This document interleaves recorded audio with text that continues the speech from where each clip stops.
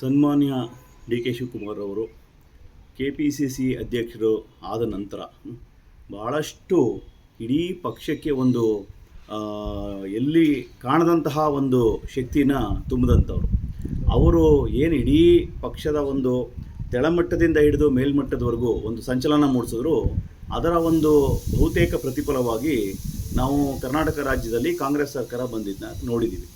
ಹಾಗಾಗಿ ಸಹಜವಾಗಿಯೇ ಅವರು ಇವತ್ತು ಮುಖ್ಯಮಂತ್ರಿಯಾಗಿ ಘೋಷಣೆಯಾಗಿರ್ತಕ್ಕಂಥದ್ದು ನಮ್ಮ ಸಮಸ್ತ ಕಾರ್ಯಕರ್ತರಿಗೆ ಭಾಳಷ್ಟು ಒಂದು ಸಂತೋಷ ಉಂಟು ಮಾಡಿದೆ. ಸನ್ಮಾನ್ಯ ಡಿ ಕೆ ಶಿವಕುಮಾರ್ ಅವರು ಒಬ್ಬ ವಿದ್ಯಾರ್ಥಿ ದೆಸೆಯಿಂದ ಕೂಡ ಕಾಂಗ್ರೆಸ್ ಕಾರ್ಯಕರ್ತರಾಗಿ ಕೆಲಸ ಮಾಡ್ಕೊಂಡು ಬಂದಿರತಕ್ಕಂಥವ್ರು.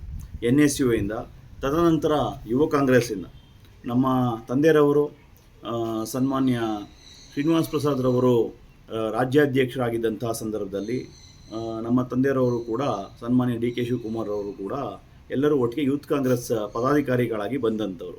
ಹಾಗಾಗಿ ತಳಮಟ್ಟದಿಂದ ಹೋರಾಟ ಮಾಡಿಕೊಂಡು ಇವತ್ತು ರಾಜ್ಯದ ಮುಖ್ಯಮಂತ್ರಿಯವರೆಗೂ ಬಂದು ಒಂದು ಸಾಧನೆ ಮಾಡಿದ್ದಾರೆ ಅಂತಂದರೆ ಅವರ ಪರಿಶ್ರಮ ಮತ್ತು ಪಕ್ಷಕ್ಕೋಸ್ಕರ ತ್ಯಾಗ ಬಲಿದಾನಗಳು ಪ್ರತಿಯೊಬ್ಬರಿಗೂ ಕೂಡ ತಿಳಿದಂಥ ವಿಚಾರ.